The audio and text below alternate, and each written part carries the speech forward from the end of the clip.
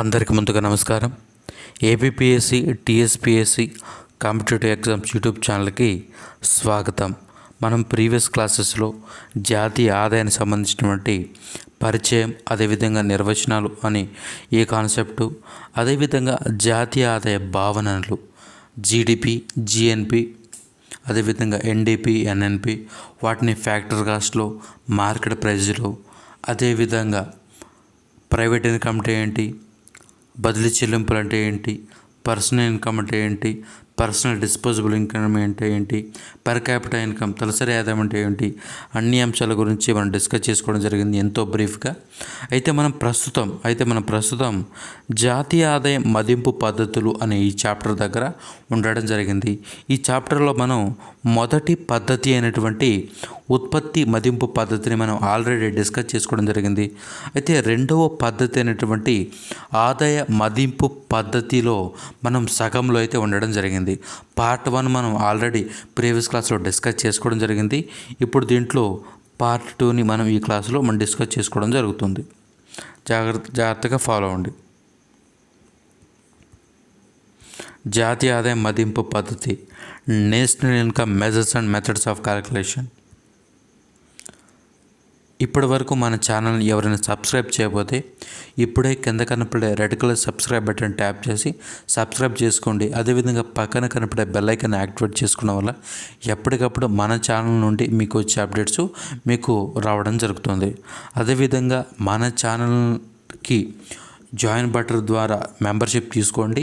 అయితే ఎవరైతే మెంబర్షిప్ తీసుకుంటారో వారికి పర్సనల్ గైడెన్స్ అయితే ఇవ్వడం జరుగుతుంది. అదేవిధంగా మీరు నాతో డైరెక్ట్గా కనెక్ట్ అవ్వచ్చు. త్రో మెయిల్ కావచ్చు, మొబైల్ కావచ్చు, వాట్సాప్ ఆర్ ఎనీ టెలిగ్రామ్, దేని ద్వారా అయినా నాతో మీరు పర్సనల్ని అంటే సోషల్ మీడియా ద్వారా నాతో పర్సనల్గా ఇంటరాక్ట్ కావచ్చు.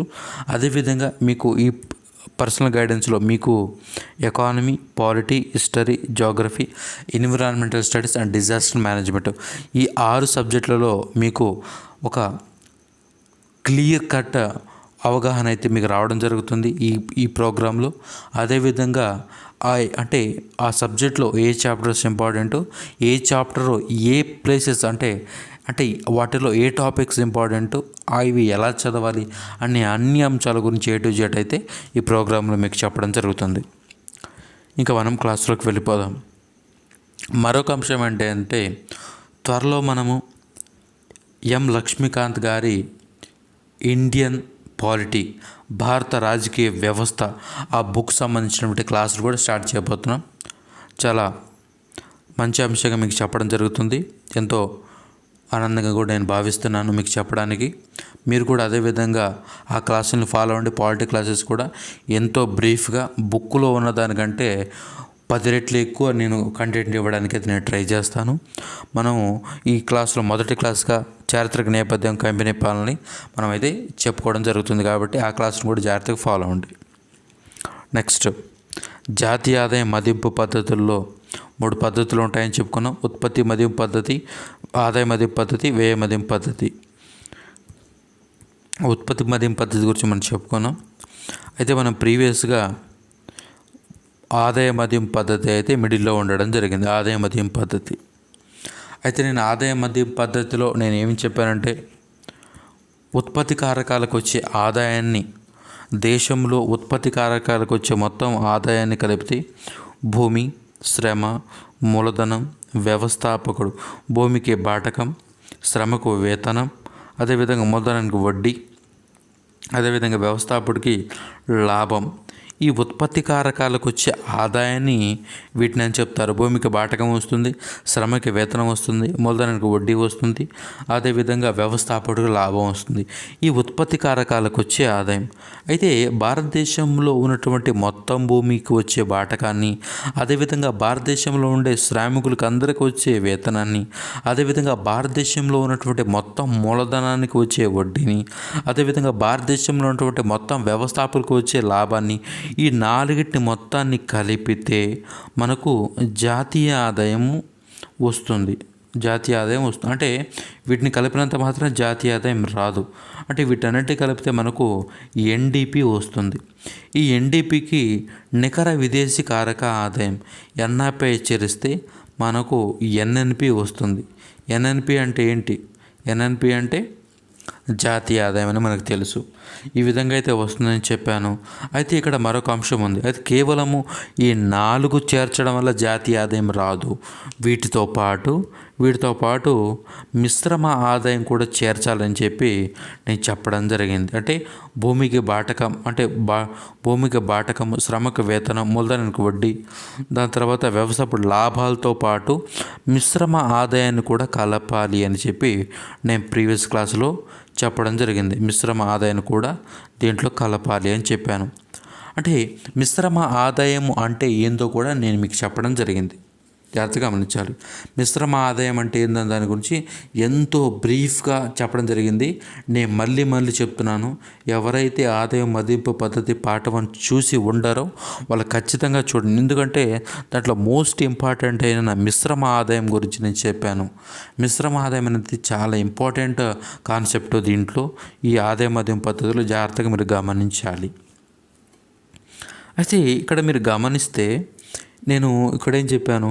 భూమికి వచ్చే వాటకాన్ని, శ్రమకు వచ్చే వేతనాన్ని, మూలధనానికి వచ్చే వడ్డీని, వ్యవస్థాపకుడికి వచ్చే లాభాన్నితో పాటు మిశ్రమ ఆదాయం చేరిస్తే మనకి ఏమొస్తుంది? ఎన్డీపీ వస్తుంది.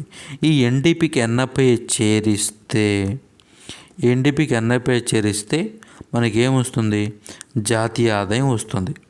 వీడికి అయిపోయింది, ఇంతటితో అయిపోయింది. కాకపోతే మనం ఇంకా కొంచెము బ్రీఫ్గా చెప్పుకోవాలి. బుక్కులో ఉన్న చూసి, అంటే మీరు ఏదన్నా నార్మల్గా స్కూల్ టెక్స్ట్ బుక్లో లాంటివి చూస్తే మీకు ఇంతవరకే ఉంటుంది, ఎక్కువ ఉండదు.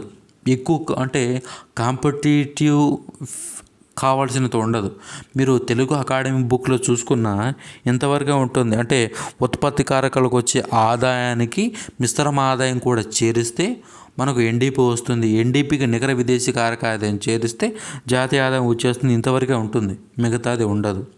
ఇప్పుడు నేను అదేంటో చెప్తాను. బుక్లోకి వెళ్తున్నాను, జాగ్రత్తగా గమనించాలి. ఇవన్నీ కూడా మిశ్రమ ఆదాయానికి ఎగ్జాంపుల్గా నేను తీసుకోవడం జరిగింది. అయితే ఇక్కడ గమనించాలి, మనం ఏం చేస్తున్నాం? ఉత్పత్తి కారకాలకు వచ్చే ఆదాయాన్ని లెక్కించడం వల్ల మనం జాతీయ ఆదాయాన్ని లెక్కేస్తున్నాం.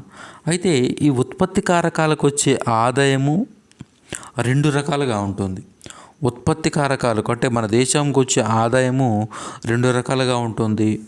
ఒకటి డొమెస్టిక్ ఫ్యాక్టర్ ఇన్కమ్, 2 ఎన్ఎఫ్ఐఏ. ఒకటి డొమెస్టిక్ ఫ్యాక్టర్ ఇన్కమ్, 2 ఎన్ఎఫ్ఐఏ. అంటే ఇదేంటి డొమెస్టిక్ ఫ్యాక్టర్ ఇన్కమ్ అంటే? దేశీయ కారక ఆదాయం. అంటే మన దేశ భౌగోళిక సరిహద్దులలో ఉత్పత్తి కారకాలు చేసినటువంటి ఉత్పత్తికి గాను ఆ ఉత్పత్తి కారకాలకు వచ్చే ఆదాయాన్ని డొమెస్టిక్ ఫ్యాక్టర్ ఇన్కమ్ అంటారు. ఎన్ఎఫ్ఐ అంటే ఏంటి? మన దేశం యొక్క ఉత్పత్తి కారకాలని విదేశాల్లో ఉత్పత్తికి ఉపయోగించి ఆ దేశం నుంచి మనకు ఆదాయం వస్తుంది. దాన్ని ఆర్ అంటారు. అదేవిధంగా విదేశాల వాళ్ళు మన దేశంలో పెట్టుబడి పెట్టినందుకు గాను వాళ్ళ దేశం యొక్క పెట్టుబడి అంటే ఉత్పత్తి కారకాలు మన దేశంలో పెట్టినందుకు గాను వాళ్ళకి మనం పేమెంట్ చేస్తాం. దాన్ని పి అంటారు. అంటే విదేశాల నుంచి మన దేశానికి వచ్చే ఆదాయాన్ని విదేశాలకు మనం చెల్లించే చెల్లింపును తీసేస్తే మనకి ఎన్ఎఫ్ఐ వస్తుంది. ఎన్ఎఫ్ఐ గురించి నేను సపరేట్గా ఒక క్లాస్ కూడా చేసి చెప్పాను. అయితే ఇన్కమ్ 2 రకాలుగా ఉంటుంది. ఒకటి డొమెస్టిక్ ఫ్యాక్టర్ ఇన్కమ్, 2 ఎన్ఎఫ్ఐ నికర విదేశీ కారక ఆదాయం. ఇక్కడ డొమెస్టిక్ ఫ్యాక్టర్ ఇన్కమ్ మళ్ళీ కూడా 3 రకాలుగా ఉంటుంది. అది ఏ విధంగా అంటే, ఒకటి కాంపెన్సేషన్ ఆఫ్ ఎంప్లాయీస్, దీన్ని ఇంకో రకం కూడా చెప్తారు లేబర్ ఇన్కమ్. దీన్ని ఏమంటారు? ఇంకోటి లేబర్ ఇన్కమ్ అని కూడా అంటారు. కాంపెన్సేషన్ ఆఫ్ ఎంప్లాయీ, సిఓఈ అంటే సి అంటే కాంపెన్సేషన్, ఓ అంటే ఆఫ్, ఈ అంటే ఎంప్లాయీ. కాంపెన్సేషన్ ఆఫ్ ఎంప్లాయీస్ అంటారు. అంటే దీన్ని లేబర్ ఇన్కమ్ అని కూడా అంటారు. రెండవది ఆపరేటింగ్ సర్ప్లస్, ఓఎస్. మూడవది mixed income of the self employed. ఈ విధంగా దేశీయ కారక ఆదాయాన్ని 3 రకాలుగా విభజిస్తారు. 1 compensation of employees, 2 operating surplus, 3 mixed income. ఈ కాంపెన్సేషన్ ఆఫ్ ఎంప్లాయీని లేబర్ ఇన్కమ్ అని కూడా అంటారు. అదేవిధంగా ఆపరేటింగ్ సర్ప్లస్ని ఏమంటారంటే income from property and entrepreneurship అని కూడా అనడం జరుగుతుంది. ఇక్కడ మిక్స్డ్ ఇన్కమ్ ఇది మూడోది. మిక్స్డ్ ఇన్కమ్ అంటే మిశ్రమ ఆదాయం, మీకు అందరికీ తెలిసింది. ఈ విధంగా అయితే ఉండడం జరుగుతుంది. అంటే మన దేశానికి అంటే కారక ఆదాయం ఏ విధంగా వస్తుందంటే 2 రకాలుగా వస్తుంది. 1 దేశీయ కారక ఆదాయము, 2 నికర విదేశీ కారక ఆదాయం. ఈ దేశీయ కారక ఆదాయం మళ్ళీ 3 రకాలు. 1 compensation of employees, 2 operating surplus, 3 mixed income. అయితే కాంపెన్సేషన్ ఎంప్లాయీస్ మళ్ళీ 3 రకాలు.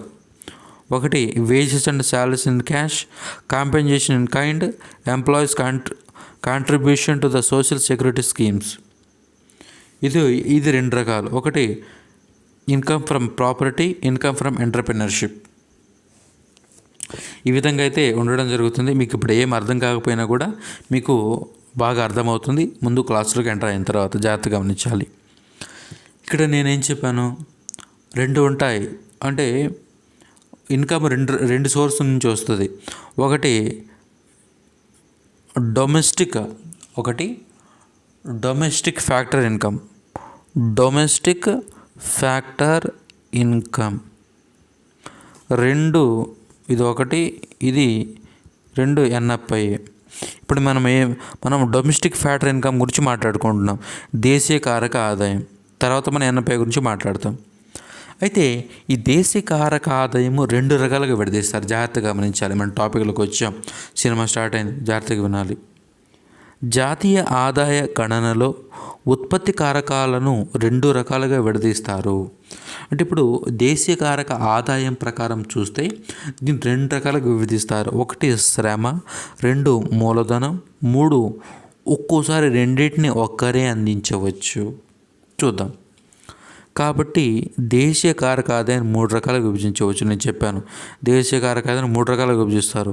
1 COE, 2 OS, 3 MI mixed income. శ్రమను అందిస్తే వచ్చే ఆదాయము labour income, compensation of employees అంటారు దీన్ని. మూలధనం మరియు ఆస్తులు నుంచి వచ్చే ఆదాయం ప్రాపర్టీ ఇన్కమ్, ఆపరేటింగ్ సర్ప్లస్.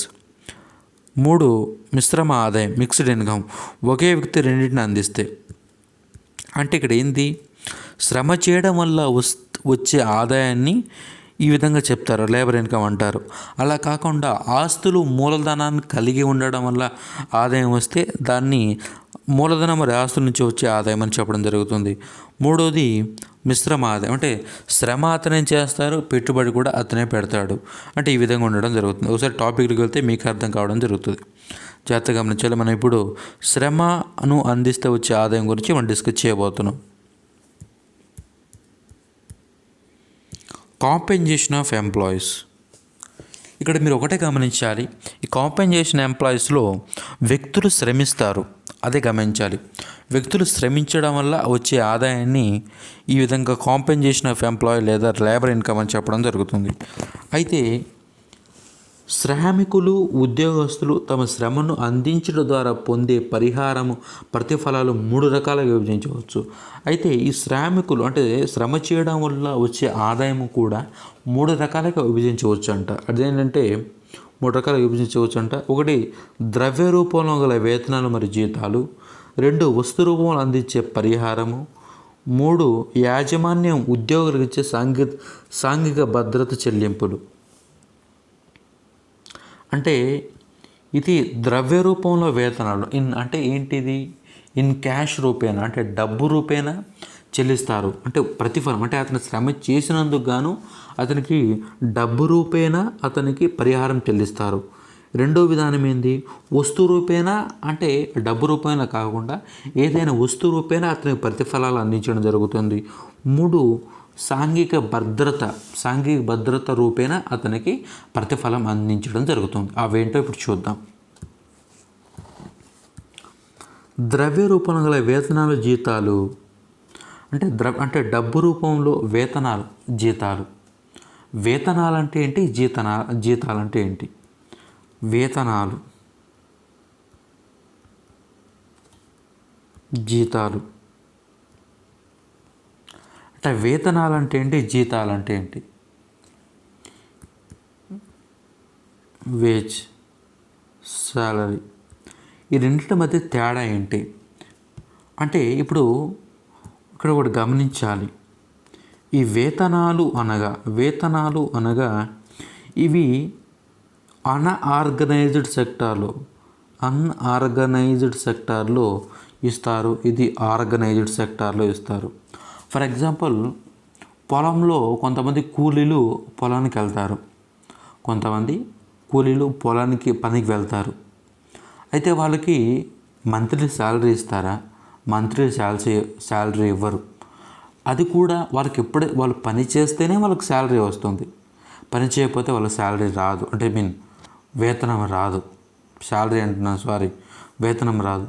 వాళ్ళు పని చేస్తేనే అతనికి వేతనం వస్తుంది. కాకపోతే అది దానికంటూ ఒక ఫ్రేమ్ అంటే ఏదైనా ఉందా? ఖచ్చితత్వం లేకపోతే ఏదైనా నిర్దిష్టమైన ఏదైనా ఉందా? ఏం లేదు. అతను పని చేస్తే అతనికి వేతనం వస్తుంది. అదేవిధంగా అంటే ఈ టైంకి, అంటే నెలకి ఎంత, వారానికి ఎంత అని ఉండదు. పని చేస్తే పని బట్టే అలా ఉంటుంది. అలా ఇచ్చేదాన్ని వేతనాలు అంటారు. జీతాలు అంటే పర్టికులర్ టైం ఉంటుంది, నెలకిస్తారు, ఖచ్చితంగా నెలకిస్తారు. ఇక్కడ మీరు గమనిస్తే ఏదైనా కూలి పనులు చేసుకునే వాళ్ళకి ఇచ్చేదాన్ని వేతనాలు అంటారు. అలా కాకుండా ఏదైనా ఆఫీసర్స్కి ఇచ్చే వేతనాన్ని జీతాలు అని చెప్పడం జరుగుతుంది. అర్థం గమనించారు. ఇక్కడ ఉదాహరణకు చూస్తే జీతం, శాలరీ, డిఏ అంటే ఏంటి? Dearness allowances, HRA, house rent allowance, bonus, commission, LTC, sick leave allowance, cost of travel, overtime allowance, ఇవన్నీ కూడా ఈ ద్రవ్య రూపంలో వేతన అంటే ద్రవ్య రూపంలో ప్రతిఫలాలకి ఉదాహరణలు. ఇప్పుడు జీతం ఉంటుంది, మనకి శాలరీ. ఇప్పుడు రేపు మీరు మంచిగా చదువుకొని రేపు ఎగ్జామినేషన్ గ్రూప్ 1 కానీ గ్రూప్ 2 కానీ ఏదైనా కానీ రైల్వే కానీ ఎన్టీపీసీ ఏదైనా కానీ మీరు చదువుకొని మంచి జాబ్ తెచ్చుకున్న తర్వాత మీకు జీతం ఇస్తారు. అయితే జీతం ఇస్తారు. దాని తర్వాత మీకు డిఏ కూడా ఇస్తారు. అంటే ఏంది? డియర్నెస్ అలవెన్సెస్ అంటే దీన్ని తెలుగులో కరువు భత్యం అంటారు. కరువు భత్యం అంటారు. మీరు ఎంప్లాయీస్కి డిఏలు పెంచారు అని మీరు వింటూ ఉంటారు. అంటే డిఏ అంటే ఏంటి? కరువు భత్యం. అంటే ఇక్కడ మీరు గమనిస్తే ఒక వ్యక్తి యొక్క ఒక ఎంప్లాయీ యొక్క శాలరీ పెరిగిందంటే శాలరీ పెరగదు. ఇప్పుడు ఫర్ ఎగ్జాంపుల్, ఇప్పుడు బేసిక్ పే ఉంటుంది ఒకరికి. ఫర్ ఎగ్జాంపుల్ 15,000 నుంచి ఫర్ ఎగ్జాంపుల్ 50,000 బేసిక్ పే అనుకుందాం. 50,000 బేసిక్ పే అనుకుంటే as per government rules and ఆ ఉద్యోగికి 50,000 మాత్రమే శాలరీ ఇవ్వాలి. కాకపోతే వాళ్ళకు పైన డిఏలు వస్తాయి, శాలరీ మీద డిఏలు వస్తాయి. ఆ డిఏ అంటే సంవత్సరానికి పెరుగుతుంటుంది. అందువల్ల వాళ్ళ శాలరీ కూడా పెరుగుతుంది. ఎందుకు పెరుగుతుంది అంటే, ఇప్పుడు ఫర్ ఎగ్జాంపుల్ మీకు ఇప్పుడు 2021లో ఇప్పుడు మీకేమొచ్చింది? మీకు ఫర్ ఎగ్జాంపుల్ ఒక మంచి జాబ్ వచ్చింది అనుకుందాం. ఇప్పుడు మీ శాలరీ 30,000 అనుకుంటే, అదేవిధంగా ఈరోజు ఒక బస్తా బియ్యం ధర ఒక 1,000 రూపాయలు, నాకు తెలియదు సరిగా, ఒక బియ్యం బస్తా ధర 1,000 రూపాయలు అనుకుంటే, దాని తర్వాత 5 సంవత్సరాల తర్వాత ఆ బస్తా ధర కనీసము 1,500 అవుతుంది. మరొక 5 సంవత్సరాల తర్వాత, అంటే 10 సంవత్సరాల తర్వాత, నీకు జాబ్ వచ్చిన 10 సంవత్సరాల తర్వాత ఆ బియ్యము బస్తా ధర 2,000 కావచ్చు. అంటే రోజుకి వస్తు ధరలు పెరుగుతున్నాయి. ఈ వస్తు ధరలు పెరిగేదాన్ని బట్టి నీ జీవన ప్రమాణ స్థాయి కూడా ఉండాలి. అంటే ఆ వస్తువు ధరలు పెరిగేదాన్ని బట్టి గవర్నమెంట్ కూడా నీకు డిఏ పెంచుకుంటూ పోతుంది, నీకు కరువు భత్యం కూడా పెంచుకుంటూ పోతుంది. కాబట్టి ఈ విధంగా గవర్నమెంట్ అనేది డిఏలు ఇస్తుంటుంది. అదేవిధంగా హెచ్ఆర్ఏ, హౌస్ రెంట్ అలవెన్స్ అంటే ఏంటి?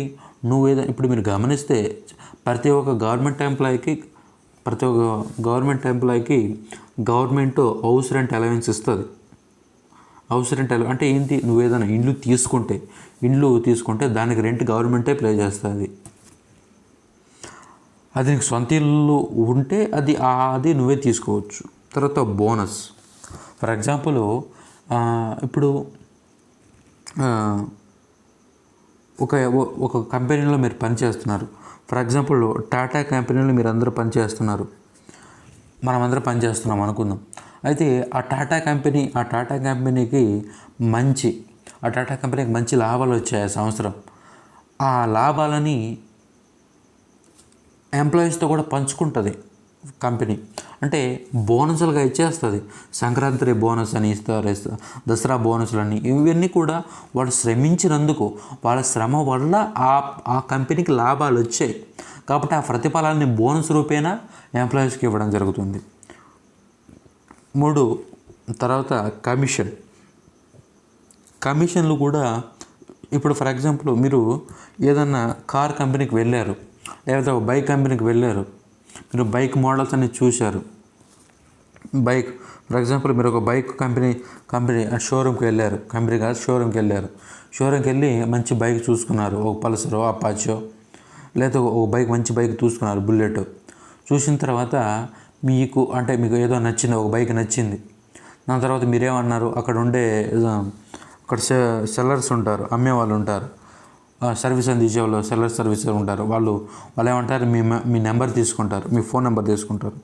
మీ ఫోన్ నెంబర్ తీసుకొని మీరు ఇంటికి వచ్చిన తర్వాత మీకు కనీసము రోజు ఒకసారైనా ఫోన్ చేస్తారు. ఫోన్ చేసి, సార్ మీరు ఈరోజు వస్తున్నారా, రేపు వస్తున్నారా, ఎల్లుండి వస్తున్నారా అని చెప్పి వాళ్ళు పదే మనకు ఫోన్ చేసి మనకు అడుగుతూ ఉంటారు. అయితే మనం వెళ్ళి ఎండ్ ఆఫ్ ది డే మనం కొంటాము, మనం బైక్ కొంటాం. ఫర్ ఎగ్జాంపుల్ 1,00,000 రూపాయలు పెట్టి మనం బైక్ కొంటాం, 1,00,000 రూపాయలు పెట్టి మనం బైక్ కొంటాము. అయితే ఆ బైక్ కొనడానికి అంటే పాటుపడినటువంటి ఆ సెల్లర్ ఉంటాడు కదా, అంటే అమ్మడానికి ఆ సర్వీస్, అంటే అక్కడ ఉండే ఎంప్లాయీ కృషి చేశాడు కదా. అంటే ఒక బైక్ అమ్మడానికి ఆయన దోహదపడ్డాడు, పదే మనకు ఫోన్ చేసి అడిగినందుకు. అందుకు అతనికి కమిషన్ ఇస్తాడు, ఆ షోరూమ్ యజమాని అతనికి కమిషన్ ఇస్తాడు. అది కూడా అతను శ్రమ చేయడం వల్ల ఆ కమిషన్ అతను లభించింది. ఈ విధంగా ఎల్టీసీ, లీవ్ ట్రావెల్ అలవెన్సెస్,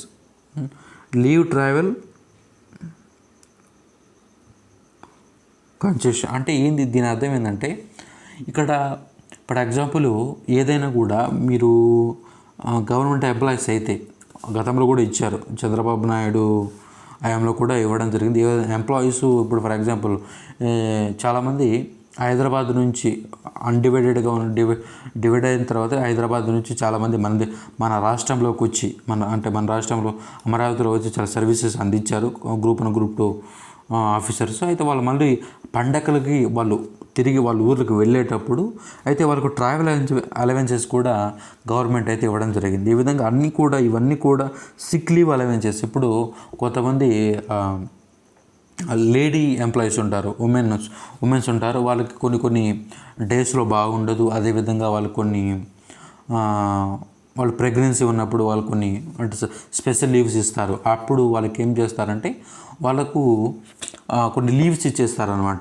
వాళ్ళకి బాగాలేనప్పుడు వాళ్ళకి లీవ్స్ ఇస్తారు. లీవ్ ఇచ్చేటప్పుడు కూడా వాళ్ళకి శాలరీ ఇస్తారు.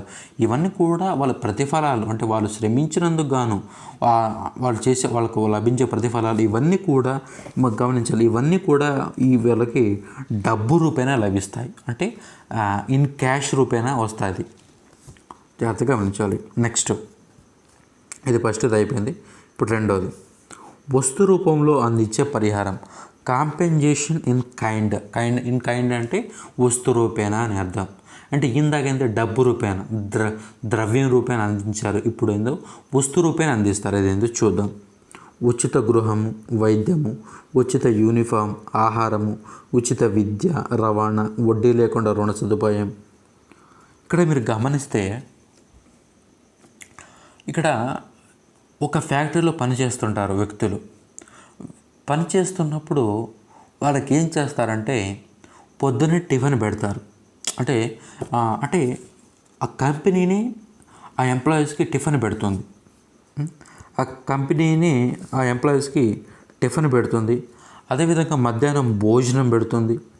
అదేవిధంగా నైట్కి డిన్నర్ కూడా అంటే కొన్ని కంపెనీస్లో పెడతారు. అంటే ఇక్కడ ఏంది, వాళ్ళు చేసిన ప్రతిఫలంలో అంటే వాళ్ళు చేసిన కష్టానికి ప్రతిఫలంగా వస్తు రూపేణ అంటే భౌతిక రూపేణ ఇక్కడ చెల్లించడం జరుగుతుంది. అంటే టిఫిన్ రూపంలో కానీ, భోజనం రూపేణ కానీ, డిన్నర్ రూపేణ కానీ వాళ్ళకి పెడతారు. అదేవిధంగా మీరు గమనిస్తే కొన్ని కంపెనీస్ కొన్ని ఫ్యాక్టరీల్లో ఎంప్లాయీస్కి కొన్ని సపరేట్ యూనిఫామ్ ఉంటుంది. ఆ యూనిఫామ్ కూడా గవర్నమెంట్ అంటే ఆ కంపెనీనే వాళ్ళకి ప్రొవైడ్ చేస్తుంది. అదేవిధంగా వాళ్ళు కొన్ని పెద్ద కంపెనీలు అయితే టాటా కానీ, దాని తర్వాత ఏదైనా ఇప్పుడు రిలయన్స్ కానీ, ఇవన్నీ కూడా పెద్ద పెద్ద కంపెనీలు ఏం చేస్తాయంటే అక్కడ పెద్ద కంపెనీ పెట్టిన తర్వాత ఆ కంపెనీ పక్కనే చిన్న హాస్పిటల్ కూడా కడతారు వాళ్ళు. అంటే అది కంపెనీ హాస్పిటల్ అనమాట. అంటే అప్పుడు వాళ్ళు వర్క్ చేస్తున్నప్పుడు కానీ ఏదైనా జరిగితే వాళ్ళకి అక్కడే ఆ హాస్పిటల్లోనే వాళ్ళకి ట్రీట్మెంట్ అందిస్తారు, ఉచితంగా ట్రీట్మెంట్ అందిస్తారు, ఉచితంగా వైద్యం కూడా అందిస్తారు. అదేవిధంగా ఉచిత యూనిఫామ్ ఇస్తారు. అదేవిధంగా ఉచిత గృహం కూడా ఇస్తారు. అంటే వాళ్ళు అక్కడే ఉండి పనిచేయాలనే ఉద్దేశంతో వాళ్ళకు ఉచిత గృహం కూడా కంపెనీనే ప్రొవైడ్ చేస్తుంది. అదేవిధంగా ఆహారం ఇప్పుడు చెప్పుకున్నాం. అదేవిధంగా ఉచిత విద్య. ఇప్పుడు ఫర్ ఎగ్జాంపుల్ ఎన్టీపీసీ ఉంటుంది. మీరు ఎన్టీపీసీలో పనిచేసే ఆ రైల్వేలో పనిచేసే వాళ్ళకు సపరేట్ సెంట్రల్ రైల్వే స్కూల్స్ ఉంటాయి. ఆ రైల్వే స్కూల్స్లో వాళ్ళ పిల్లలు అంటే అక్కడ ఎవరైతే గవర్నమెంట్ ఎంప్లాయీస్ ఉంటారో వాళ్ళ పిల్లలు మాత్రమే చదువుతారు. అదేవిధంగా వాళ్ళ టోర్నమెంట్స్ కూడా ఉంటాయి. ఫర్ ఎగ్జాంపుల్ మీరు మజిలీ మూవీ చూసి ఉంటారు. మజిలీ మూవీ చూస్తే అక్కడ మజిలీ మూవీలో మీకు కనపడుతుంది అక్కడ సమంత హీరోయిన్ తను ఎన్టీపీసీగా అంటే మీకు టికెట్ ఇచ్చే వ్యక్తిగా అక్కడ పనిచేస్తుంది. అయితే దాని తర్వాత అది ఆ మూవీ అంతా మీకు తెలుసు. మీకు ఒక ఐడియా కోసం చెప్పాను. అంటే ఇక్కడ ఏంది, రైల్వేలో పనిచేసే వాళ్ళకి సపరేట్గా వాళ్ళ పిల్లలు చదువుకోవడానికి సపరేట్గా గవర్నమెంట్ ఉచితంగా విద్యా అవకాశం కూడా కల్పించడం జరుగుతుంది. అదేవిధంగా రవాణా ఛార్జీలు కూడా ఇవ్వడం జరుగుతుంది. వడ్డీ లేకుండా రుణ సదుపాయం కూడా వాళ్ళకి ఇవ్వడం జరుగుతుంది. అదేవిధంగా creches for childrens for employees and recreation and holidays facilities అన్నీ కూడా ఇవన్నీ కూడా భౌతిక రూపేణ ఆ యొక్క ఎంప్లాయీస్కి అయితే కంపెనీలు కానీ గవర్నమెంట్ కానీ ప్రొవైడ్ చేయడం జరుగుతుంది. ఇది రెండో పద్ధతి. మొదటి ఏందో డబ్బు రూపాయలు చెల్లిస్తుంది, రెండోదేమో వస్తు రూపాయలు చెల్లిస్తుంది, మూడోదేమో యాజమాన్యం ఉద్యోగులకు ఇచ్చే సాంఘిక భద్రత చెల్లింపులు, employers contribution to the social security schemes. అవేంటో చూద్దాం. పిఎఫ్, జీవిత బీమా, రిటైర్డ్ పెన్షన్లు అందించే వాటా, గ్రూప్ ఇన్సూరెన్స్, గ్రాడ్యుటీ. అంటే ఇప్పుడు ఫర్ ఎగ్జాంపుల్ ఒక కంపెనీలో ఉద్యోగులు పనిచేస్తున్నారు. అయితే అనుకోకుండా ఒక ఎంప్లాయీకి ఆ ఫ్యాక్టరీలోనే అనుకోకుండా ఏదైనా ప్రమాదం జరిగి ఒక ప్రాణ అపాయ స్థితిలోకి వెళ్ళడం జరిగింది.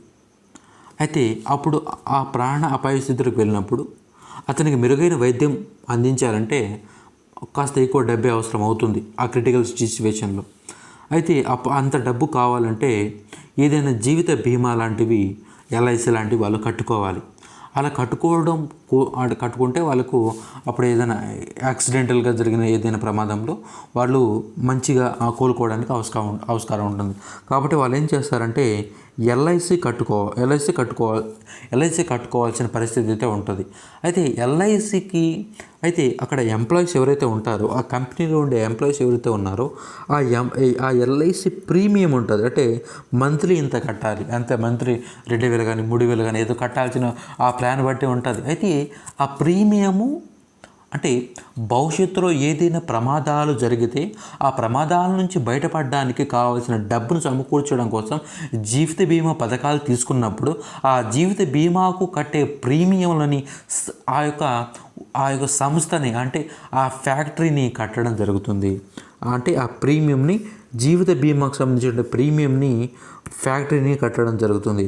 అదేవిధంగా పిఎఫ్ ప్రావిడెంట్ ఫండ్ అంటే ప్రావిడెంట్ ఫండ్ ఇదేంటంటే మనకు ఈ ప్రావిడెంట్ ఫండ్ అనేది అంటే మన శాలరీ నుంచి కట్ చేస్తారు.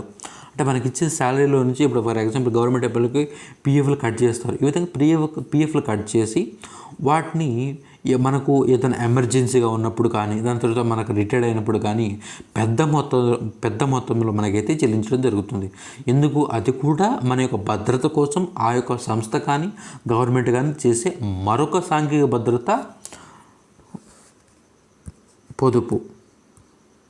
నెక్స్ట్ రిటైర్డ్ పెన్షన్లు అంటే మనం రిటైర్డ్ అయిన తర్వాత మనకి పెన్షన్లు ఇవ్వడం జరుగుతుంది గవర్నమెంట్. ఇప్పుడు ఫర్ ఎగ్జాంపుల్ 60 సంవత్సరాల ఒక ఉపాధ్యాయుడు 60 సంవత్సరాల తర్వాత రిటైర్డ్ అవుతారు. అంటే తన జీవితకాలము అంటే తను టీచ్ చేసి ఉంటాడు. దాని తర్వాత రెస్ట్ తీసుకోమని చెప్పి అతనికి రెస్ట్ ఇచ్చి అతను అప్పుడు ఎటువంటి ఉత్పాదక కార్యక్రమాల్లో పాల్గొనలేడన్న ఉద్దేశంతో అతనికి మెరుగైన జీవన ప్రమాణం అతను కొనసాగించాలనే ఉద్దేశంతో అతనికి రిటైర్డ్ అయిన తర్వాత కూడా పెన్షన్ ఇవ్వడం జరుగుతుంది. అది కూడా తన యొక్క సాంఘిక భద్రత ఆలోచనలో భాగంగా ఆ సంస్థ కానీ గవర్నమెంట్ కానీ చేయడం జరుగుతుంది. అదేవిధంగా గ్రూప్ ఇన్సూరెన్స్ ఏదైనా ఇప్పుడే చెప్పాను ఏదైనా ఇన్సూరెన్స్ పాలసీలో కూడా దానికి సంబంధించిన ప్రీమియం కూడా ఆ సంస్థనే కట్టడం జరుగుతుంది. అదేవిధంగా గ్రాడ్యుటీ అంటే ఫర్ ఎగ్జాంపుల్ మనం రిటైర్డ్ అయిన తర్వాత గవర్నమెంట్ నుంచి కానీ ఏదైనా సంస్థలో పనిచేసినప్పుడు కానీ వాళ్ళు పెద్ద మొత్తాదులో 10 నుంచి అంటే అది మనం అందించిన సేవల ఆధారంగా అంటే హై లెవెల్ అందిస్తే హై లెవెల్లో ఉంటుంది, తక్కువ లెవెల్ వస్తే తక్కువ లెవెల్ ఉంటుంది. కనీసం 10-15 లక్షల వరకు మనకు గ్రాడ్యుటీ అందించడం జరుగుతుంది పెద్ద మొత్తాదులో. ఎందుకంటే మనకు వయసు అయిపోయి ఉంటుంది అప్పటికి. దాని తర్వాత మనం ఏదైనా కూడా స్ట్రాంగ్గా ఉండాలి, మనకి ఏదైనా అవసరాలు ఉంటే అవి పెద్ద మొత్తంలో తీర్చుకోవడానికి ఆ విధంగా సంస్థలు కానీ గవర్నమెంట్ కానీ మనకు గ్రాడ్యుటీ చెల్లించడం జరుగుతుంది. ఇవన్నీ కూడా సాంఘిక భద్రత చెల్లింపుల రూపేణా చెల్లించడం జరుగుతుంది. ఈ విధంగా ఎంప్లాయీస్కి 3 విధాలలో ఈ విధమైనటువంటి కాంపెన్సేషన్ని ఇవ్వడం జరుగుతుంది. 1 ద్రవ్య రూపంలో, 2 వస్తు రూపంలో, 3 సాంఘిక భద్రత రూపం. ఇక్కడ మీకు ఒకటే గమనించాలి, ఒక వ్యక్తి శ్రమ చేయడం వల్ల ప్రతిఫలాలు అందించడం జరుగుతుంది. ఆ ప్రతిఫలాలు 3 రకాలుగా ఉంటాయి. 1 ద్రవ్య రూపంలో డబ్బు రూపంలో, 3 వస్తు రూపంలో, 2 వస్తు రూపంలో, 3 సాంఘిక భద్రత చెల్లింపు రూపంలో ఆ సంస్థ అయితే ఆ ఎంప్లాయీస్కి అయితే చెల్లించడం జరుగుతుంది. ఇది కాంపెన్సేషన్ ఆఫ్ ఎంప్లాయీస్ అంటే ఏంటి అనే దాని గురించి. నెక్స్ట్ ఆపరేటింగ్ సర్ప్లస్ మూలధనాన్ని యాజమాన్యాన్ని కలిగి ఉండడం వల్ల వచ్చే ఆదాయం అంటే ఆస్తులు వ్యవస్థాపన నుంచి వచ్చే ఆదాయాన్ని ఆపరేటింగ్ సర్ప్లస్ అని చెప్పడం జరుగుతుంది. అంటే ఇక్కడ ఏంది టోటల్గా ఈ విధంగా ఎలా ఉందో చూద్దాం. ఇప్పుడు భూములు భవనాలు కలిగి ఉండడం వల్ల బాటకం వచ్చును. ఫర్ ఎగ్జాంపుల్ నాకు భూమి ఉంది. నేనేం చేశాను, నేను ఎవరికైనా కౌలుకి ఇచ్చేసాను. అదేవిధంగా నాకు ఒక భవనం ఉంది, నాకు ఒక ఇల్లు ఉంది. అయితే నేను దానికి వేరే వాళ్ళకి రెంట్కి ఇచ్చాను, నాకు రెంట్ వస్తుంది, విధంగా కౌలు వస్తుంది. అంటే నేను ఈ యొక్క ఆస్తులు కలిగి ఉండడం వల్ల భవనాలు కానీ యంత్రాలు కానీ కలిగి ఉండడం వల్ల నాకు డబ్బు వస్తుంది, నాకు ఆదాయం వస్తుంది. అర్థమవుతుందా? ఇక్కడ కేవలము ఇక్కడ నేను శ్రమ చేయట్లేదు, గమనించాలి. నేను ఇదివరకు మాట్లాడింది కాంపెన్సేషన్ ఆఫ్ ఎంప్లాయీస్లో నేను శ్రమ చేశాను, కానీ ఇక్కడ నేను శ్రమ చేయట్లేదు. కేవలం ఈ ఆస్తులు కలిగి ఉండడం వల్ల, భూమి భవనాలు కలిగి ఉండడం వల్ల, భూమిని ఏరే వాళ్ళకి కౌలుకి ఇచ్చడం వల్ల, భవనాలను ఏరే వాళ్ళకి రెంట్కి ఇవ్వడం వల్ల నాకు ఆదాయం వస్తుంది. కాబట్టి ఈ విధంగా అయితే ఆదాయం రావడం జరుగుతుంది. భూమి మరియు భవనాలు కలిగి ఉండడం వల్ల నాకేమొస్తుంది, నాకు బాటకం వస్తుంది. ఈ విధంగా నాకు ఆదాయం వస్తుంది. Rent of self occupied houses కూడా బాటకంలో భాగమే. అంటే మనం సొంతగా ఉపయోగించుకున్నటువంటి వస్తువు కూడా అంటే ఇల్లు కూడా అవి ఈ యొక్క ఆపరేటింగ్ సర్ప్లస్లో భాగమే అని చెప్తున్నాడు. అయితే నెక్స్ట్ రుణాలపై డిపాజిట్లపై వడ్డీ లభించును. రుణాలు అదేవిధంగా డిపాజిట్లు. రుణం అంటే అప్పు. మనం ఎవరికైనా అప్పిచ్చాం, మన దగ్గర డబ్బు ఉన్నాయి, నాకాడ ఫర్ ఎగ్జాంపుల్ ఇప్పుడు నాకు ఒక 10 లక్షలు ఉన్నాయి నా దగ్గర. నేను ఎవరికైనా అప్పిచ్చేసాను, అప్పిచ్చేసి ఇంట్లో కూర్చున్నాను. నాకు అప్పు మీద వడ్డీ వస్తూ ఉంటుంది.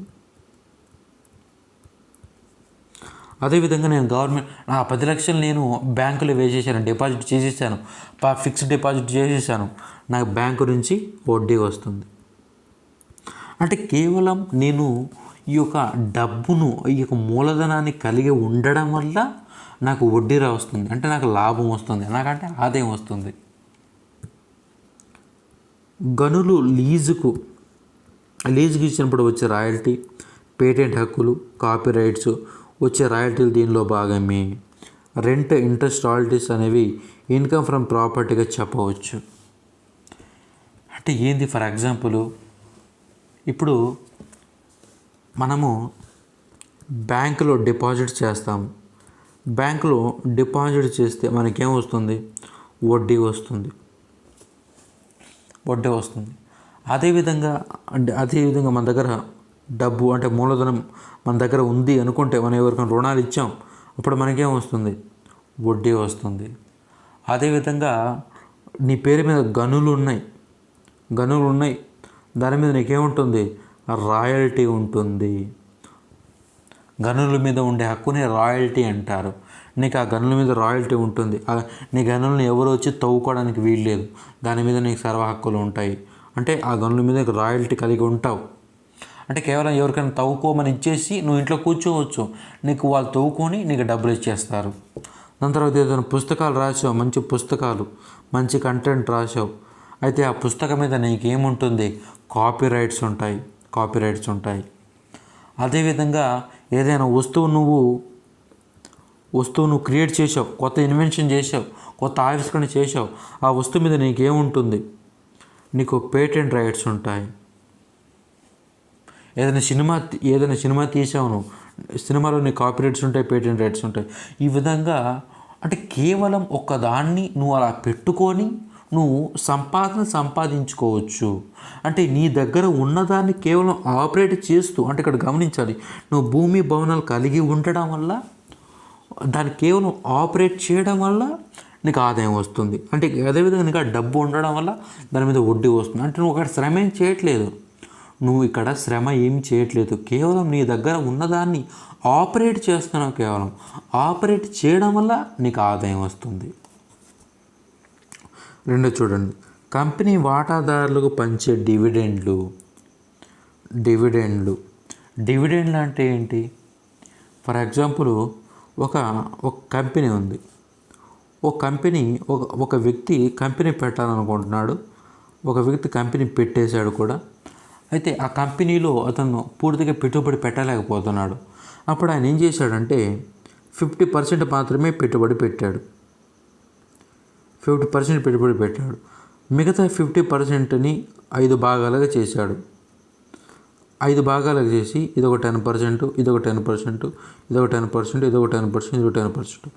వీటిని షేర్ అంటే ఈ 5 భాగాలకు చేసి వీటిని షేర్లుగా అమ్మేశాడు. దీన్ని ఏ అనే వ్యక్తి కొన్నాడు, దీన్ని బి అనే వ్యక్తి కొన్నాడు, దీన్ని సి అనే వ్యక్తి కొన్నాడు, దీన్ని డి అనే వ్యక్తి కొన్నాడు, దీన్ని ఈ అనే వ్యక్తి కొన్నాడు. ఈ విధంగా 5 షేర్లను కొన్నారు. అయితే ఈ కంపెనీ పేరు ఏమనుకుందాం అంటే, ఫర్ ఎగ్జాంపుల్ టాటా కంపెనీ అనుకుందాం.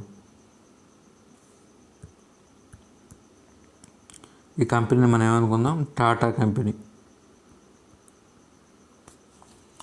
అయితే ఈ కంపెనీకి లాభాలు వచ్చాయి. ఆ సంవత్సరం లాభాలు వచ్చాయి. వచ్చిన లాభాలు అంటే ఈ వ్యవస్థాపకుడు వచ్చిన లాభాలని షేర్ హోల్డర్స్కి పంచుతాడు. ఈ విధంగా షేర్ హోల్డర్సు అంటే ఎవరైతే షేర్లు కొన్నారో వాళ్ళకు వచ్చే ఆదాయాన్ని డివిడెండ్లు అంటారు. అంటే అంటే కేవలం అక్కడ పెట్టుబడి పెట్టారు వాళ్ళంతే. అంటే సొంతంగా వాళ్ళు వ్యవస్థాపన చేయట్లేదు. అంటే వాళ్ళు ఎంటర్‌ప్రెన్యూర్ కాదు, అక్కడ వ్యవస్థాపకుడు కాదు. వాళ్ళు జస్ట్ షేర్లు కొన్నారు. అంటే ఆ షేర్లకు సంబంధించిన పెట్టుబడిని మాత్రం ఒక చిన్న మొత్తాదులో ఇచ్చారు. అయితే లాభాలు వచ్చినప్పుడు వాళ్ళు కూడా లాభాలు పంచాడు ఆ వ్యవస్థాపకుడు.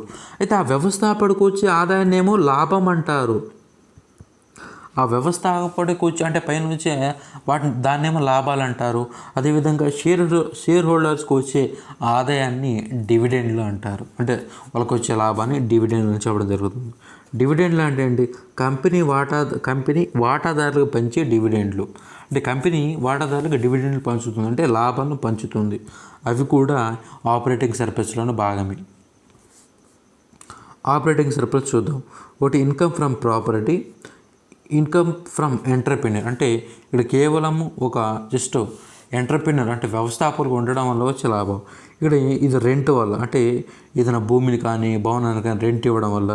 అదేవిధంగా ఏదైనా వస్తువుని అంటున్నా అంటే మన దగ్గర ఉండే డబ్బుల్ని రుణాలకు కానీ డిపాజిట్గా చేసినప్పుడు మనకు ఇంట్రెస్ట్ వడ్డీ వస్తుంది. అదేవిధంగా మనకు రాయల్టీస్ అంటే గనులు కలిగి ఉండడం వల్ల కానీ, ఏదైనా పుస్తకాలు రాయడం వల్ల కానీ, వస్తువులు కలిగి పేటెంట్ రైట్స్, ఇవన్నీ కూడా రాయల్టీస్ అయితే రావడం జరుగుతుంది. అదేవిధంగా ఎంటర్ప్రినర్స్ అంటే డివిడెండ్స్, అంటే మనం ఏదైనా కానీ అంటే ఏదైనా కంపెనీలో మనం షేర్లు కొన్నప్పుడు ఆ కంపెనీకి లాభాలు వస్తే మనకు కూడా పంచుతుంది. ఆ విధంగా మనకు వచ్చే లాభాలను ఏమంటారంటే డివిడెండ్లు అంటారు.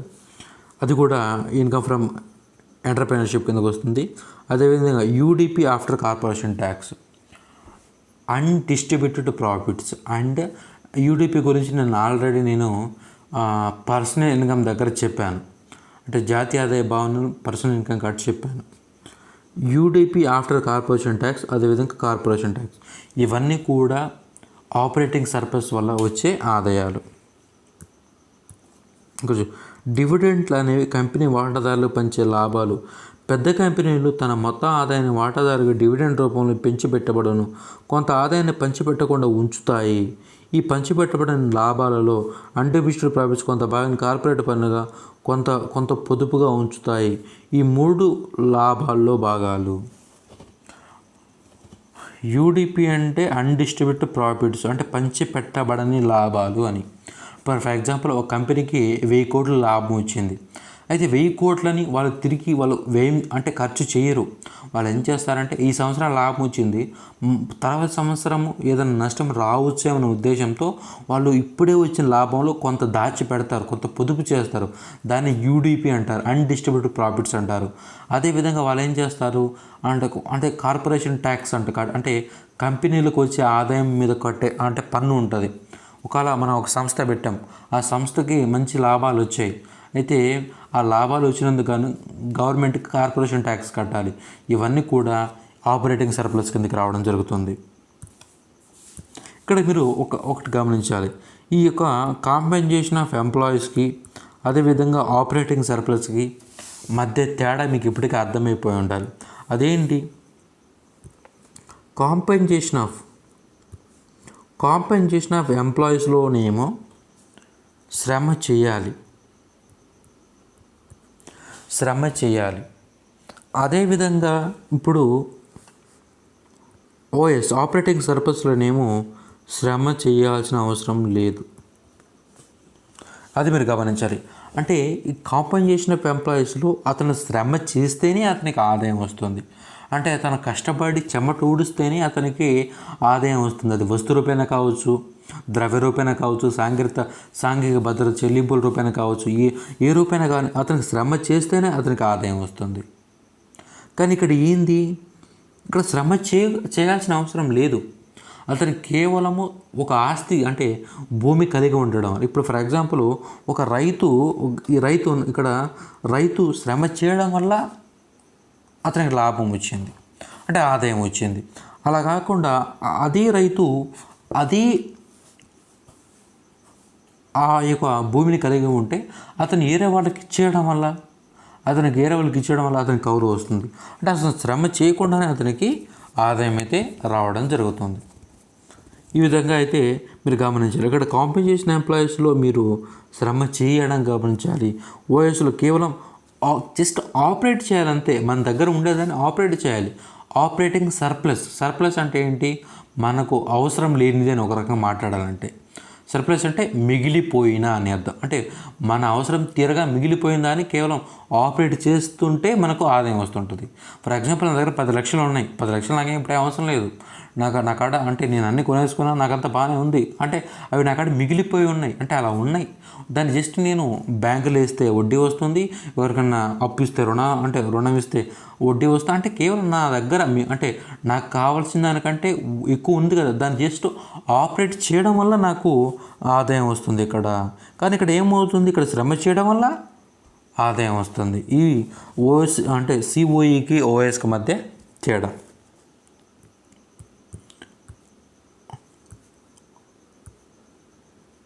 దాని తర్వాత మిక్స్డ్ ఇన్కమ్ అంటే ఆల్రెడీ చెప్పాను నేను. మిక్స్డ్ ఇన్కమ్ అంటే ఏంటి, దీంట్లో ఉత్పత్తి కారకాలు అన్నీ కూడా కలిసి ఉంటాయి. అంటే ఉత్పత్తి కారకాలు అంటే ఏ కారకానికి ఎంత పోతుందో ఇక్కడ చెప్పలేం మనం. నేను జస్ట్ ఎక్కువ చెప్పాను, నేను ప్రీవియస్ క్లాస్లో చెప్పాను, ఇప్పుడు ఎక్కువ చెప్పను. ఉత్పత్తి ప్రక్రియలో ఒకే వ్యక్తి శ్రమను మూలధనాన్ని అందిస్తే వచ్చే ఆదాయం మిశ్రమ ఆదాయం. అంటే కొంత లేబర్ ఇన్కమ్ కాగా కొంత ప్రాపర్టీ ఆఫ్ ఎంటర్ప్రినర్షిప్ నుంచి వచ్చే ఆదాయం మగును. ఉదాహరణకు సొంత వ్యాపారం, కార్పెంటర్ ఆదాయం, సొంత క్లినిక్ వద్ద డాక్టర్ అందించే సేవలు, తన పొలంలో పనిచేసే రైతు. నేను మిక్స్డ్ ఇన్కమ్ ఆల్రెడీ ప్రీవియస్ క్లాస్లో చాలాసేపు చెప్పాను, నేను మళ్ళీ చెప్పాలనుకోవట్లేదు, టైం వేస్ట్. నికర విదేశీ కారక ఆదాయం ఎన్ఎఫ్ఐ అంటే మీకు తెలుసు, కారకాలను అందించేందుకు విదేశాల నుంచి పొందే ఆదాయము. దేశభోగం విదేశాలు అందించే కారక సేవలకు అందించే చెల్లింపులు. నేను ఎన్ఎఫ్ఐ స్పెషల్ క్లాస్ చేశాను, ఎవరైనా ప్రీవియస్ క్లాస్ విన్నట్లయితే మీకు ఇది కూడా మీకు చెప్పాల్సిన అవసరం లేదు. అంతకైతే కావాలంటే కింద డిస్క్రిప్షన్ లింక్ పెడతాను, అక్కడ నుంచి ఎన్ఎఫ్ఐ క్లాస్ చూడండి. ఇక్కడ నేను రఫ్గా చెప్పేస్తున్నాను. అంటే విదేశాల వాళ్ళు మన దేశంలో వచ్చి పెట్టుబడి పెడతారు. ఫర్ ఎగ్జాంపుల్ జపాన్ కంపెనీ వాడు మన దేశంలో వచ్చి పెట్టుబడి పెట్టాడు. అదేవిధంగా ఇండియా వాళ్ళు మనం వెళ్ళి జపాన్ దేశంలో ఒక కంపెనీ పెట్టాం. అయితే జపాన్ దేశంలో కంపెనీ పెట్టాం అంటే మన దేశంలో ఉత్పత్తి కారకాలను తీసుకువెళ్ళి ఆ దేశంలో మనం పెట్టుబడిగా పెట్టాం. అందుకని అక్కడ ఉత్పత్తి కారకాలకు ఆదాయం వస్తుంది కదా. అంటే మన దేశానికి సంబంధించిన ఉత్పత్తి కారకాలు కదా, మన దేశానికి సంబంధించిన ఉత్పత్తి కారకాలకు ఆదాయము మన దేశానికే వస్తాయి. అంటే ఆ దేశం మనకు పేమెంట్ చేయాలి. అంటే విదేశాల నుంచి వచ్చే మన ఆదాయాన్ని ఏమంటారంటే ఆర్ అంటారు. అదేవిధంగా విదేశాలలో మన దేశంలో వాళ్ళ దేశం ఉత్పత్తి కారకాలు తెచ్చి ఇక్కడ ఉత్పత్తి చేస్తారు. ఆ ఉత్పత్తి కారకాలకు మనం చెల్లించాలి. అప్పుడు మనం విదేశాలకు చేసే పేమెంట్ని పి అంటారు. ఈ విధంగా విదేశాల నుంచి మనకు వచ్చే ఆదాయంలో నుంచి విదేశాలకు మనం చెల్లించే పేమెంట్ని తీసేస్తే మనకి ఎన్ఎఫ్ఐ వస్తుంది. ఇంకా డీప్గా డెప్త్ కావాలంటే ప్రీవియస్ క్లాస్ చూడండి. ఎన్డీపీ ఎట్ ఫ్యాక్టర్ కాస్ట్ కావాలి అంటే ఉద్యోగుల పరిహారం ప్లస్ ఆపరేటింగ్ సర్ప్లస్ ప్లస్ మిశ్రమ ఆదాయం, ఈ మూడు కలిపితే మనకు ఎన్డీపీ వస్తుందని నేను చెప్పాను. అదేవిధంగా ఎన్ఎన్పి ఎట్ ఫ్యాక్టర్ కాస్ట్ కావాలి అంటే ఈ ఎన్డీపీకి ఎన్ఎఫ్ఐ కలపడమే. చూడండి, ఎన్డీపీ ఎట్ ఫ్యాక్టర్ కాస్ట్ ఇది ఎన్ఎఫ్ఐ కలిపేశారు. ఎన్ఎన్పి ఎట్ ఫ్యాక్టర్ కాస్ట్ని జాతీయ ఆదాయం అంటారు. జాతీయ ఆదాయం is equal to COE compensation employees plus OS plus mixed income plus NFI. ఇప్పుడు మనకు జాతీయ ఆదాయం వచ్చేసింది. ఈ విధంగా దేశంలో ఉత్పత్తి కారకాలకు వచ్చే ఆదాయాన్ని గణించడం వల్ల కూడా మనకి జాతీయ ఆదాయం అయితే రావడం జరుగుతుంది. అంటే దేశంలో ఉన్న ఉత్పత్తి కారకాలకు వచ్చే ఆదాయాన్ని గణించడం వల్ల జాతీయ ఆదాయం వస్తే ఈ పద్ధతిని ఆదాయ మదింపు పద్ధతి అని చెప్పడం జరుగుతుంది. అయితే ఆదాయ మదింపు పద్ధతిలో తీసుకోవాల్సినటువంటి జాగ్రత్తలు, ఇక్కడ మనం ప్రీవియస్గా ఉత్పత్తి మదింపు పద్ధతులు తీసుకున్న జాగ్రత్తలు చెప్పాను. అంటే సేమ్ యాజ్ ఇట్ ఈజ్గా సేమ్ ఒకటే ఉంటాయి అన్నిట్లో. చూద్దాం. స్వయం వినియోగ విలువ కలపాలి. అంటే స్వయం వినియోగం సెల్ఫ్ కన్జంప్షన్ని కలపాలి ఖచ్చితంగా. ఎందుకంటే ఒక దేశంలో ఉత్పత్తి కారకాలు పాల్గొనడం వల్ల ఏదైనా ఉత్పత్తి జరుగుతుంది. ఉత్పత్తి కారకాలు పాల్గొన్నప్పుడు ఆ ఉత్పత్తి కారకాలకు ఆదాయం ఖచ్చితంగా వెళ్తుంది. ఆ ఆదాయాన్ని ఖచ్చితంగా మనం లెక్కించాలి. కాబట్టి నువ్వు వాడుకున్నా ఏరే వాళ్ళకి ఇచ్చేసినా ఏం చేసినా కానీ ఖచ్చితంగా అది ఉత్పత్తి జరిగినప్పుడు తప్పకుండా దాని జాతీయ ఆదాయంలో కలపాలి. ఎందుకంటే మన డెఫినేషన్ ఉంది, ఒక దేశంలో ఒక సంవత్సర కాలంలో జరిగినటువంటి మొత్తం ఉత్పత్తి అంటే వస్తు సేవల ఉత్పత్తిని, అంతిమ వస్తు సేవల ఉత్పత్తిని జాతీయ ఆదాయం అంటారు. అంటే స్వయం వినియోగం కలపాలి. నెక్స్ట్ బదిలీ చెల్లింపులు చేర్చరాదు. అవి మనకు తెలుసు. బదిలీ చెల్లింపులు అంటే ఏంటి, ఏ ఉత్పత్తి కారకాల్లో పాల్గొనకుండా ఆదాయం వస్తే దాన్ని బదిలీ చెల్లింపులు అంటారు. అంటే ఉత్పత్తి కారకాల్లో పాల్గొనలేదు అంటే అది జాతీయ ఆదాయం కిందకే రాదు. ఒక దేశంలో ఉత్పత్తి జరిగితేనే అది జాతీయ ఆదాయం. మనకు పెన్షన్లు కానీ, నిరుద్యోగ వృత్తి కానీ, స్కాలర్షిప్లు, కరువు సమయంలో ప్రభుత్వం అందించే సహాయం కానీ, ఇవన్నీ కూడా ఇవన్నీ ఉత్పత్తిలో పాల్గొనం. కేవలం డబ్బు వస్తుంది అక్కడ అంతే. నెక్స్ట్, చట్ట వ్యతిరేక ద్రవ్యం చేర్చరాదు. స్మగ్లింగ్ చేస్తుంటారు, ప్యాకెట్ ఆడుతుంటారు, ఇవన్నీ కూడా ఇవి జాతీయ ఆదాయంలో కలపకూడదు. ఏదైనా చట్ట వ్యతిరేక కార్యకలాపాలు, స్మగ్లర్స్ ఆదాయం కానీ, ఇల్లీగల్ డ్రగ్, ఇవన్నీ కూడా జాతీయ ఆదాయం కలపకూడదు. నెక్స్ట్, జాతీయ రుణంపై వడ్డీ చేర్చరాదు. ప్రభుత్వం సాధారణంగా వినియోగ అవసరాలకి రుణం తీసుకుంటుంది అనే ప్రమేయం వల్ల రుణంపై వడ్డీ చేర్చరు. ఫర్ ఎగ్జాంపుల్ ఇక్కడ ఇది తర్వాత ఇది గుర్తుపెట్టుకోండి. 4వ పాయింట్ తర్వాత కూడా మనకు వస్తుంది. నెక్స్ట్ సమస్యలు కూడా వస్తుంది. ఏంటంటే జాతీయ ఆదాయంపై వడ్డీని ఇప్పుడు మన దేశము IMF ఇంటర్నేషనల్ మానిటరీ ఫండ్ కానీ, ప్రపంచ బ్యాంక్ దగ్గర కానీ అప్పు తీసుకుని ఉంటుంది.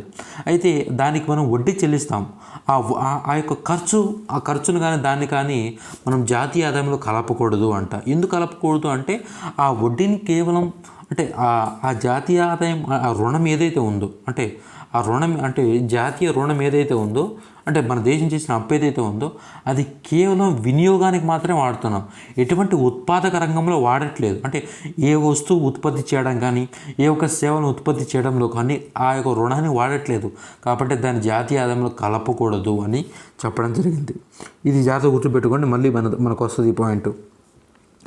సెకండ్ హ్యాండ్ గూడ్స్ని, బాండ్స్ని, షేర్స్ అమ్మితే వచ్చే ఆదాయం చేర్చరాదు. అయితే వీటిని అమ్మకాల్లో బ్రోకర్ కమిషన్ లెక్కించాలి. ఇది ప్రీవియస్గా మనం చెప్పుకున్నాం. ప్రైవేట్ బదిలీ చెల్లింపులు చేర్చరాదు. ప్రైవేట్ బదిలీ చెల్లింపులు ఏంటి, ప్రైవేట్ బదిలీ చెల్లింపులు అంటే ప్రైవేట్ బదిలీ చెల్లింపులు అంటే ఏం లేదు. మనం చిన్నప్పుడు మన అమ్మ నాన్న మనకు పాకెట్ మనీ ఇస్తారు, అది ప్రైవేట్ బదిలీ చెల్లింపులు. మనకు డబ్బులు ఇచ్చినంత మాత్రం మనం ఏ ఉత్పత్తి కారకాల్లో, ఏ సేవలో మనం పాల్గొనం. కేవలం మన డబ్బులు వస్తున్నాయి అంతే. దాని తర్వాత మనం పెద్దవాళ్ళు అయిన తర్వాత మన అమ్మ నాన్న వృద్ధాప్యంలోకి వెళ్తారు. వాళ్ళు ఎటువంటి ఉత్పత్తి కార్యకలాపాల్లో పాల్గొనలేరు. వాళ్ళకి ఎటువంటి ఇన్కమ్ సోర్స్ రాదు. అప్పుడు వాళ్ళ యొక్క అవసరాల కోసం మనం కొంత డబ్బు ఇస్తాం వాళ్ళకి. అవి కూడా వాటిని ఏమంటారంటే తల్లిదండ్రులు పిల్లలకి ఇచ్చే డబ్బులు కానీ, అదేవిధంగా పిల్లలు పెద్ద అయినప్పుడు తల్లిదండ్రులకు వృద్ధాప్యంలో ఇచ్చే డబ్బులు కానీ, అవన్నీ కూడా ప్రైవేట్ బదిలీ చెల్లింపులు అంటారు. వాటిని కూడా జాతీయ ఆదాయంలో కలపకూడదు. నెక్స్ట్, గాలివాటి లాభాలు అంటే ఏంటి? ఫర్ ఎగ్జాంపుల్, నువ్వు ఏదైనా షాపింగ్ మాల్కి వెళ్ళావు, అక్కడ ఆఫర్స్ ఉన్నాయి, లాటరీలు ఉన్నాయి. నువ్వు ఇక్కడ చీరలు కొంటే, షర్ట్లు కొంటే, ఏదైనా కొంటే నీకు కారు వస్తుంది, నీకు ₹1,00,000 బహుమానం వస్తుంది అని చెప్పి అక్కడ ఏదో ఆఫర్ ఉంది. ఏదో నువ్వు నీ అదృష్టం వల్ల అది నీకే వచ్చేసింది. ఏదో పోరాన్ని కొన్నావు, నీకు వచ్చేసింది. అది గాలి వాటం వల్ల నీకు వచ్చేసింది. అటువంటి కూడా జాతీయ ఆదాయంలో కలపకూడదు. నెక్స్ట్, కార్పొరేట్ పన్నులు తీయగా పూర్వం ఉన్న లాభాలను జాతీయ గణనలు తీసుకుంటారు. కాబట్టి ప్రత్యేకంగా కార్పొరేట్ ట్యాక్స్ మనం తీసుకోవాల్సిన లేదు. ఇక్కడ మీరు గమనిస్తే UDP ఆఫ్టర్ కార్పొరేషన్ ట్యాక్స్, వీటిని కూడా జాతీయ ఆదాయం తీసుకుంటారు. UDPలో నుంచే UDP అన్డిస్ట్రిబ్యూటెడ్ ప్రాఫిట్ నుంచే కార్పొరేషన్ ట్యాక్స్ కడతారు. కార్పొరేషన్ ట్యాక్స్ UDP ఎలా కూడా లెక్కేస్తాం కాబట్టి ఈ కార్పొరేషన్ ట్యాక్స్ని మళ్ళీ కూడా మనం జాతీయ ఆదాయం లెక్కించాల్సిన అవసరం లేదు. అయితే ఆదాయ మదింపు పద్ధతులు తీసుకోవాల్సినటువంటి దీని మదింపు పద్ధతిలో ఎదుర్కొనే సమస్యలు చూద్దాం. ఒకటి, మిశ్రమ ఆదాయాన్ని గణించుట కష్టము. మిశ్రమ ఆదాయాన్ని గణించడం చాలా కష్టం. ఎందుకంటే నేను ఆల్రెడీ చెప్పాను, మిశ్రమ ఆదాయం అంటే ఏంటి? ఒక కిరాణా షాప్ వాడు వాడికి వచ్చే ఆదాయాన్ని మనం ఏమంటాము? మిశ్రమ ఆదాయం చెప్పడం జరుగుతుంది. ఏంటి? అతను ఏం చేస్తాడు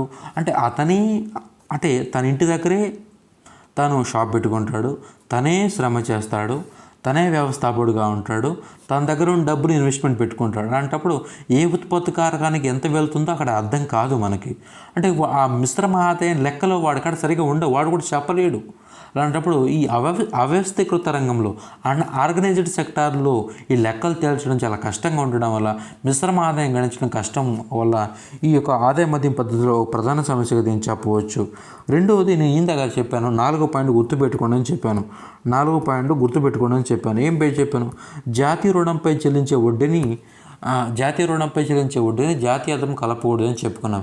ఎందుకు చెప్పుకున్నాం? అది వినియోగానికి మాత్రమే వాడతాం కానీ ఎటువంటి ఉత్పాదక రంగంలో వినియోగించమని మాట్లాడుకున్నాం. అయితే కొంతమంది ఆర్థికవేత్తలు ఏమంటున్నారంటే జాతీయ రుణాన్ని కొన్ని ఉత్పాదక కార్యక్రమాల్లో కూడా, అంటే కొన్ని ఉత్పత్తికి సంబంధించిన పనుల్లో కూడా వాడుచున్నాము కాబట్టి జాతీయ రుణంపై చెల్లించే వడ్డీని జాతీయ ఆదాయంలో కలపాలి అని చెప్పి కూడా కొంతమంది వాదిస్తున్నారు.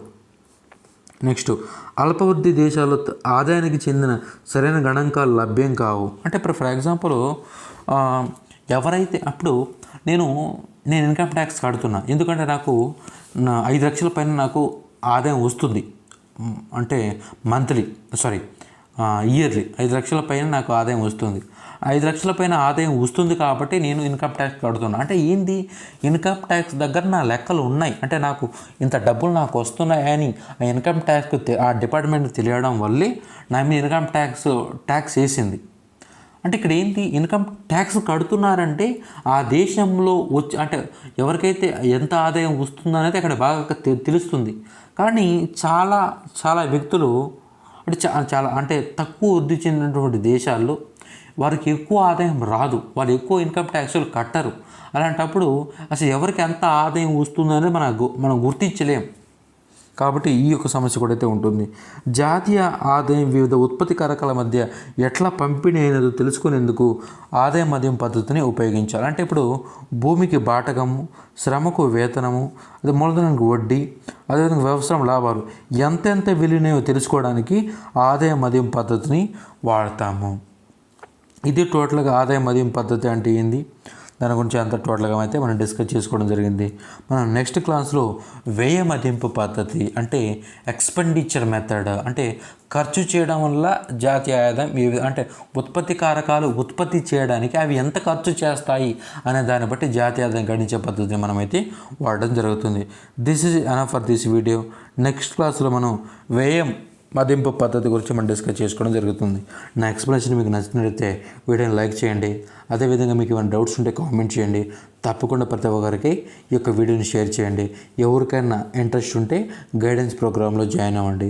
అంటే మనం ఇప్పుడు నెక్స్ట్ ఇండియన్ పాలిటీ క్లాసెస్ కూడా స్టార్ట్ చేసాం, వాటిని కూడా ఫాలో అవ్వండి. Thank you very much for watching. Thank you.